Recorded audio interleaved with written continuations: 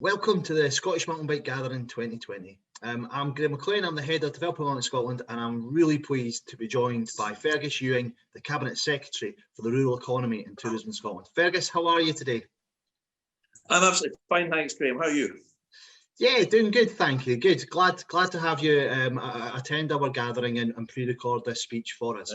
So without further ado, not to take up more of your time, appreciate how busy you are, but just please deliver your speech for us. Thank you, Fergus. Well, listen, thanks a lot, Graham. I'm very happy to be able to join you, although sad that I can't make the conference physically, but I was keen to contribute in some form. The last time I joined you was in 2014, which was also through a video message, and that seems like an awful long time ago now, and we can agree that the world really is a different place because particularly since COVID in March this year, where we were all affected by the national lockdown, I can't recall a more challenging time in my life, in my adult life for people. And I know that many people who are watching this video, this film, and who are participating in your event today, Graham, have been hugely impacted. And myself and my colleagues are absolutely aware of the huge consequences this has had on so many people in Scotland in tourism, hospitality, and recreation, leisure, not leather, and many businesses really hit so hard. And you know, part of my job as tourism minister, Graham, is to reach out to individuals, to businesses, just to make sure we can do everything that we can to help people through this crisis, insofar as governments can, and in particular through the financial support schemes that we've had. And the object, of course, is to provide a lifeline, a financial bridge through to the other side. But the trouble is that in the case of most bridges, you know what the span of the bridge is going to be. We don't know how far across the bridge has to stretch to get to the other side, if you know what I mean. And that's made it very challenging for us, but that's not important. What's important is we do the job for your members. And just a personal plea to anyone watching this conference, if you've really got a ghastly situation and you feel that your MSP or your Cabinet Secretary of Tourism can help, you know, we work for you. So please do get in touch if that is the case. People do every day in large numbers. So we want to try to help everybody that we possibly can. Now, tackling the spread has proved to be, I think, much more difficult than we thought. I personally, I suppose, just kind of assumed that by this time of the year, we would be through, but we're not. I was wrong in that respect. I don't know if I was alone in kind of making that casual assumption, which turned out to be nonsense. But now it does look as if the COVID bug is really here for a long time, but possibly with the potential vaccine, there is at least a glimmer of light at the end of a long tunnel. So we're thankful for that, and we all very much hope that progress can be made. In the interim, Graham, we've decided to move from the original approach of a universal lockdown to a more nuanced approach of the levels of ascribing each local authority area a different gradation on the basis of the evidence of the virus in that particular area. And that allows us to differentiate between, you know, the Highlands and the Central Belt, for example.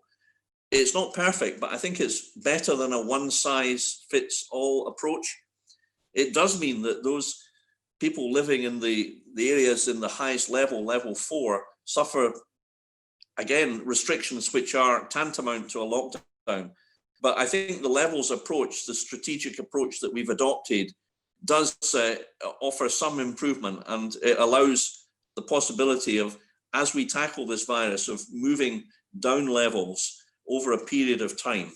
I also wanted to say that, you know, on the positive side, it was great that we were able to reopen tourism, starting with self-catering and caravans at the beginning of July, and then on the 15th of July, a broader reopening.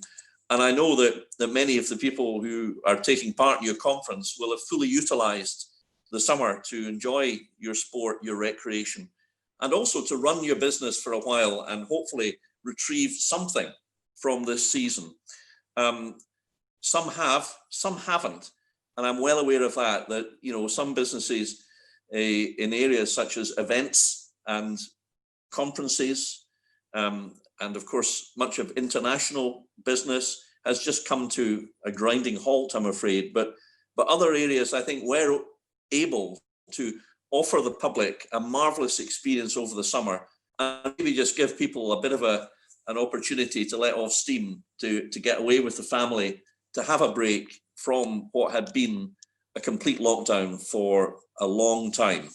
So I was pleased that we were able to do that, and particularly pleased that those could enjoy the countryside for walking, for hill walking, climbing, and of course for cycling and for mountain biking.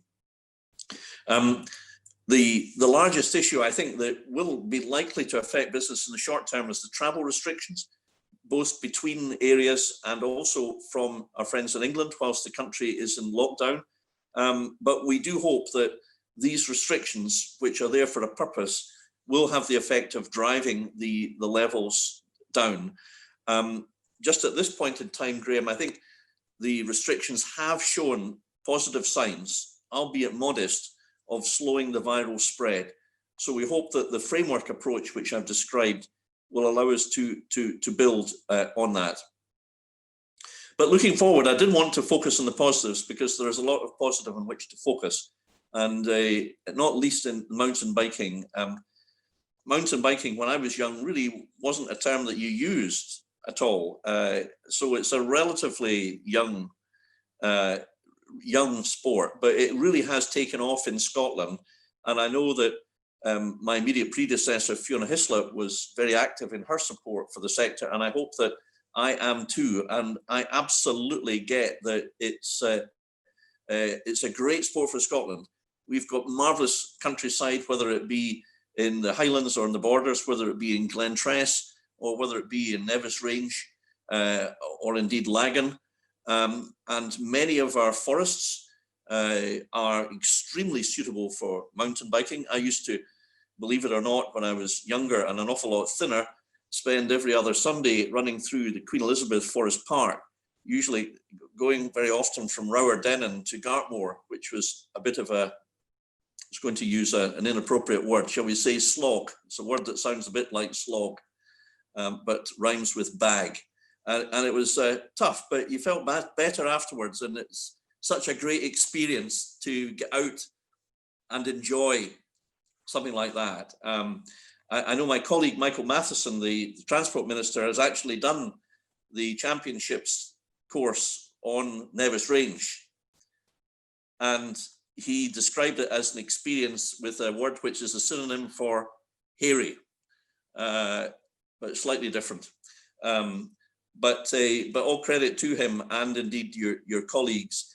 And I think that throughout the world, it does seem to me that Scotland has garnered a reputation for being a centre of excellence in mountain biking. And therefore, looking forward, I think that this will form an increasingly important part of the whole tourism and hospitality sector, and help to attract more people, particularly younger people, I think, from all over Europe and the world. I remember when the orientation championships were held, there was a huge influx of Scandinavian people, relatively young, 20s and 30s. You know, they were coming to Scotland for the first time. They will bring their families back, having seen it for the first time. Similarly with mountain biking, when we have the inaugural UCI championships in 2023, this will mean that Scotland will be a magnet for mountain biking. The attention of the world will be on us. And I'm absolutely delighted that that has been secured. The inaugural 2023 UCI Cycling World Championship, hosting the first ever multidiscipline World Championships for cycling at one time in one country, is a game-changing opportunity for cycling. And it's a testament to our reputation that we have been hosting events such as the European Championships in 2018 and indeed the Commonwealth Games in 2014. So with the 13 different cycling disciplines in one unprecedented event, we will see Scotland as the centre of mountain biking in the world. And I think I should thank and also welcome on behalf of the Scottish Government, Trudy Lindblade, the new Chief Executive for the Cycling World Championships 2023. I'm aware that Trudy has recently moved here from Australia in order to take up her post. And I hope that the warmth of our welcome here in Scotland has made up from the almost certain drop in temperature of the ambient surroundings that she now enjoys. So Trudy, best of luck in post, and we in the Scottish Government look forward to working with you very much. I should also say that that the Scottish Government is committed to further investment in mountain biking generally. You know, we recognise that it is an area of where we can speculate to accumulate, where we can invest to grow, where there is demand, where there is a growth in interest across the board, not just for the experts, but across the board. And the focus on outdoor activity, cycling, the move away from fossil fuels and cars, these are all positive signs that I think will help further increase the interest and growth in numbers of cycling and particular mountain biking. And that's why we have made investments in places like Glentress, which I've played a modest part in, and why we want to continue, Graham, with that investment in the future. So I think I'm reading from the wrong part of the speech here, so I've disregarded the excellent text with which you provided me to go off-piste as usual. But at what event is it more appropriate to go off-piste, more appropriate than mountain biking, apart possibly from skiing? So I hope I'm excused that. I know that the process of investment has begun on 20th of October. An £8 million facilities fund was announced as a direct result of our hosting the 23 championships. 4 million from the Scottish Government and 4 million from Sports Scotland national lottery funding. So the fund aims to deliver accessible and inclusive community facilities that encourage all age groups to ride bikes. And as we move through the framework, we hope to augment plans by continuing to host world-class events, including the UCI Downhill World Cup in Fort William and the Enduro World Series in the Tweed Valley. And I should also mention our support for the Mountain Biking Centre of Scotland and developing mountain biking in Scotland. We're making progress on all these fronts and wish to see them continue to thrive. So could I maybe just bring my remarks to a close by thanking you, Graham, and your colleagues for the invitation today. I'm very happy to answer any questions that you have on behalf of the sector, and I congratulate you and everybody involved, including the agencies, in the work, the good work, the very good work that you're doing in promoting this vital part of Scottish tourism and modern life. Thank you. No, thank you so much for that speech, Fergus. It's great to hear it. I particularly enjoyed the off-piste elements, and I think you can see that you have a knowledge of Scotland's outdoors and the vibrancy of our sector, and also the issues that we face, but also I think that the opportunities that will be there for our growing sport into the future. And I guess that relates probably into the first question that we have.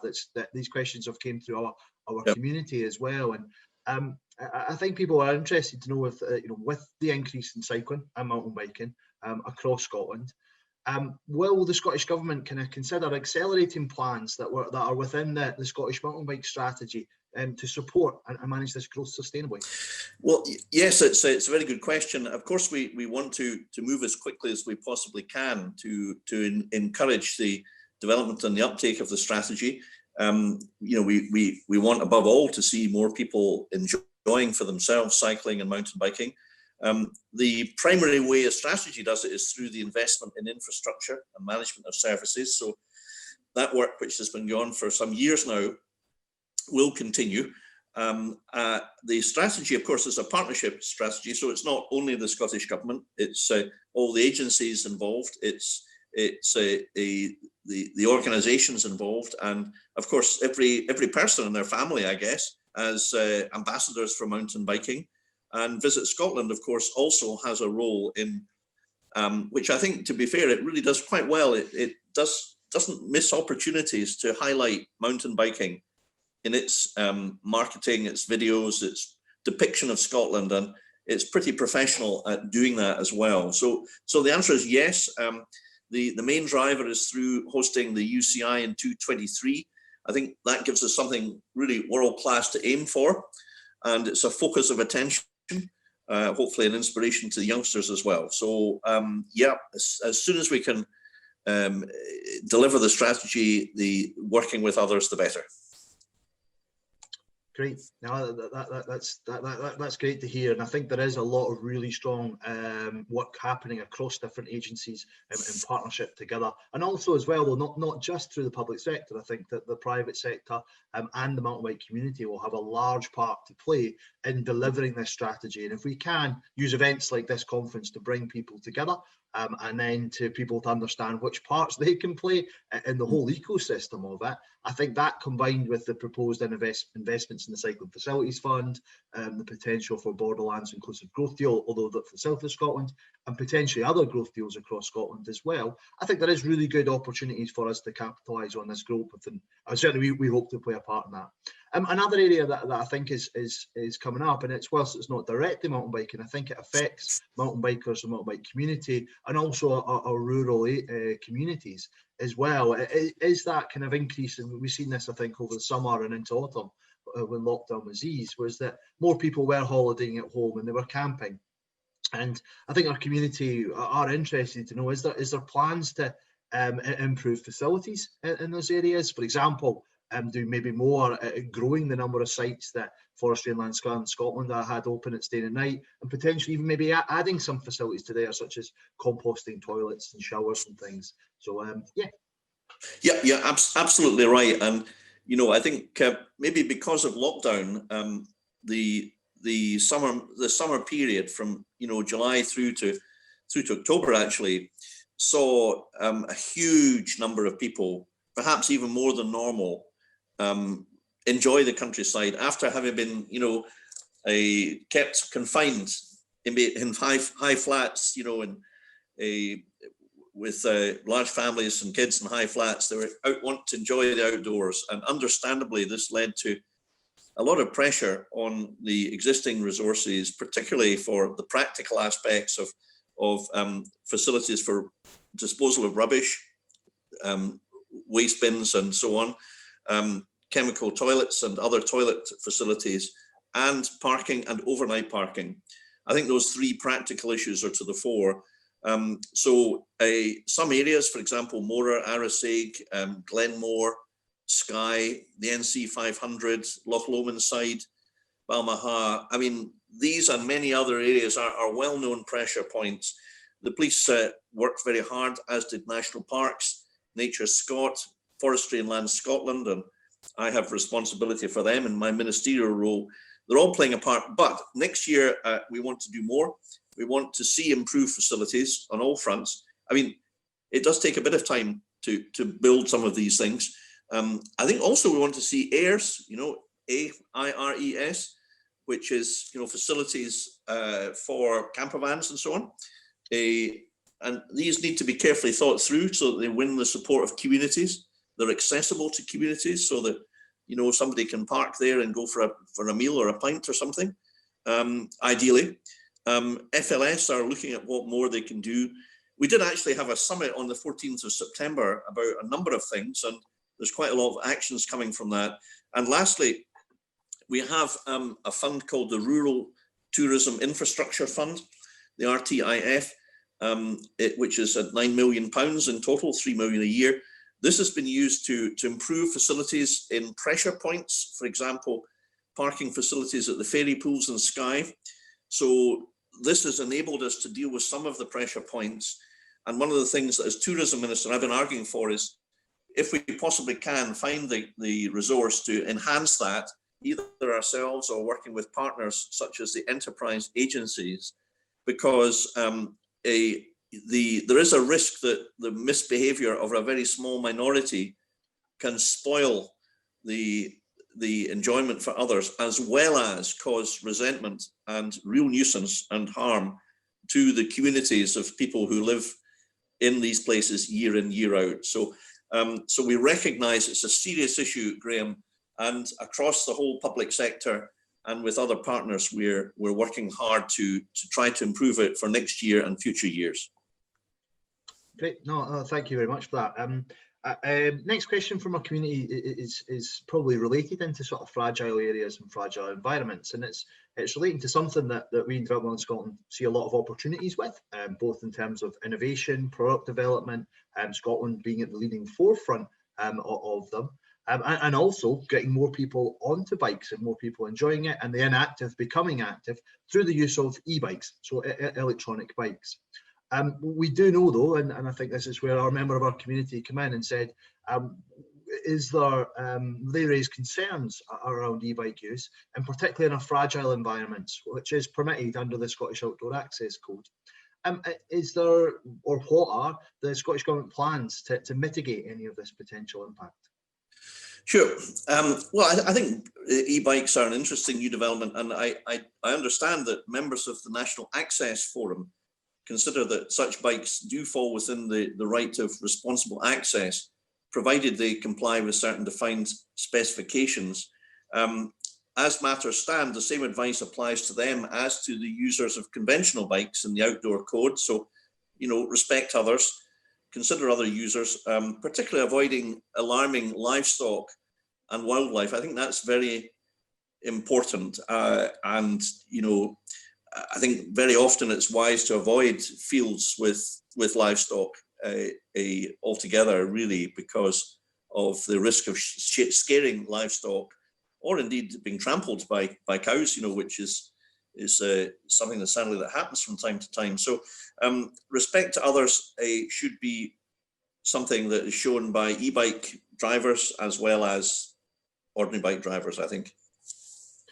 Yeah, no, that's something we agree with as well, and it's we definitely think there's more research needed in this as well from our perspective, and we're working hard with Scottish agencies and also with colleagues in British Cycling and Welsh Cycling, as well as Development Scotland, Scottish Cycling, to look at this and look at what are the issues coming up and how do we best mitigate them, whilst also not remembering that there is huge positives with e-bikes as well, as I mentioned at the start of the question as well. So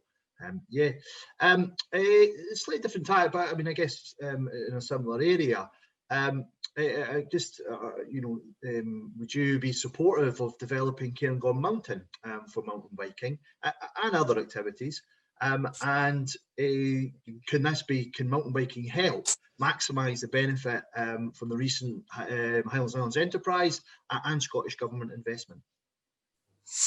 Well, yes, I think there are opportunities. I think there's a lot of people, Graham, who responded to the master plan who would like to see mountain biking in Cairngorm. After all, it's been a rip-roaring success on Nevis Range. These things have to be managed very sensitively and carefully because we must respect the subarctic environment of Cairngorm. It's a very special place, but we do want all year round investment. I think a cross-country skiing is another area. The funicular railway is an asset which allows people with impaired mobility to get to the top of the hill. And I would very much like to see the views of people positively responded to working with Nature Scot and others. And I do know Cairngorm quite well. I used to be in a rescue team, and not Cairngorm incidentally, but I used to up there. And I actually did, I can tell you, going off piste for a second, I did actually take part twice in the old Cairngorm hill race. It was a running race, and I didn't realise that the course was not from the bottom station to the cairn and back down again. It was actually the bottom station to Glenmore Lodge, and then from Glenmore Lodge to the summit and back down again, which was a bit of a slog. But I did manage to come last in the first year and last equal in the second year. So I was quite proud of coming last equal in the Cairngorm hill race, I'm sure I got as much pleasure as the guy who was first. Great, yeah, it's achievement. It's achievement. Yeah.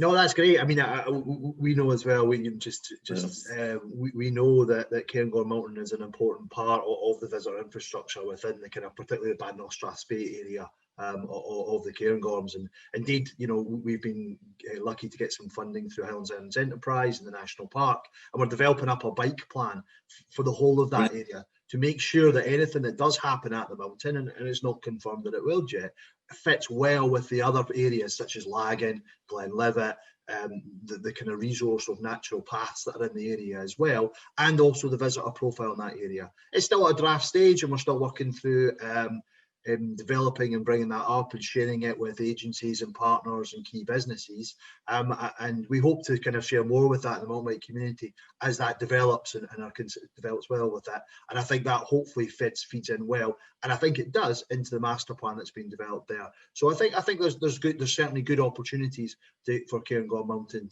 to develop well, and in the context of how things should grow in a sustainable way across the whole of Badenoch and Strathspey. So it's good. Finally, just a final question for us to finish today, Fergus. When will we be able to get you out on a mountain bike or even an e-bike? Well, as soon as possible. It's just so frustrating being cooped up inside, and although I'm veering more towards the geriatric than the athletic, which I used to be, I still get out a bit. So I would very much like to accept that invitation sometime, Graham. But in the meantime, all the best to you all, and keep up the good work for mountain biking and for Scotland. Thank you very much for taking your time today to speak to us. I appreciate you're very busy, and thanks again. Thanks again for your speech and the answers to those questions as well. Thank you. Okay, thanks.